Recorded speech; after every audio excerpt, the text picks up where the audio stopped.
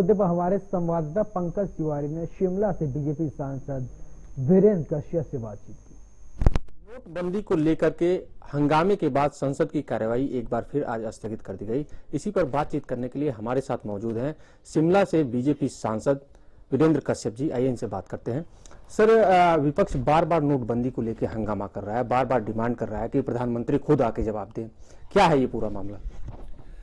देखिए, जो सरकार है वो पूरी तरह से तैयार है कि इस पर चर्चा होनी चाहिए, गहनतम चर्चा हो, ताकि सभी पक्षों को जो है सामने रखा जाए, किस तरीके से हम वो कर सकते हैं, ये सारी चीजें वो सामने आनी चाहिए।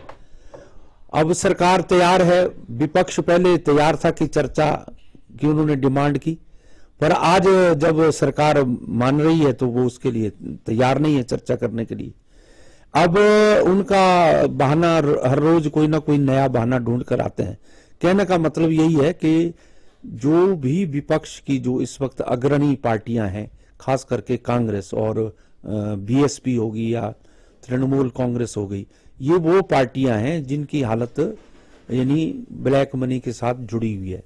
तो मेरा तो यही मानना है कि आज विपक्ष को जो है, आज भी स्पीकर महोदया ने कहा है, सभी की बात सुनी है, पर ये कहना कि हम फलाने नियम के अंतर्गत जो है वो चर्चा चाहते हैं, फलाने के अंतर्गत नहीं चाहते हैं।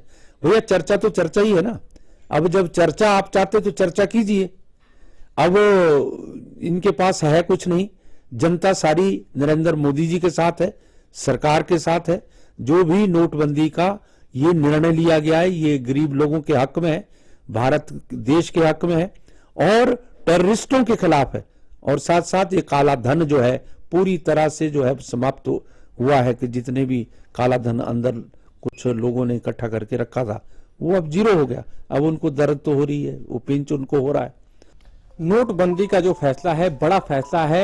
हिमाचल प्रदेश में जो आम जनता है वो भी कुछ न कुछ दिक्कत में आई होगी, परेशानी में आई होगी। फिलहाल इस समय हिमाचल प्रदेश का जो मूड है वो क्या है नोटबंदी को लेकर के? वैसे तो मूड सारे देश में जो है एक जैसा ही मूड है।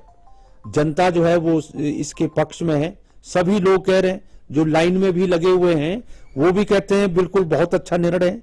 और थोड़ी बहुत ही परेशानियां पहले पहले आई हैं, पर उन परेशानियों को दूर करने का जो है सरकार दिन प्रतिदिन जो है उन समस्याओं का हल ढूंढ रही है और ढूंढने के बाद उसका हल कर भी रही है। आज ही जो है हमको बताया, जैसे किसानों पर बात आई थी कि किसानों को समस्या आ रही है, ये अब आजकल जो है वो अभी बुआई का आगे फसल का समय आ रहा है, तो उसके लिए आज 21,000 करोड़ रुपया वो नाबार्ड को दे दिया गया है और नाबार्ड ही उसको मॉनिटर करेगा। तो अच्छी बात है, 21,000 करोड़ रुपया किसानों के लिए आज गवर्नमेंट ऑफ इंडिया ने दे दिया है, तो उसमें वो समस्या का समाधान हो जाएगा धीरे धीरे करके। मेरे को लगता है कि कुछ दिनों में, प्रधानमंत्री जी ने तो 50 दिन की बात कही है, पर मैं ये मानता हूं कि 50 दिन से पहले पहले ये सारी समस्याओं का जो ये थोड़ी बहुत ही आई है, क्योंकि बहुत बड़ा स्टेप है।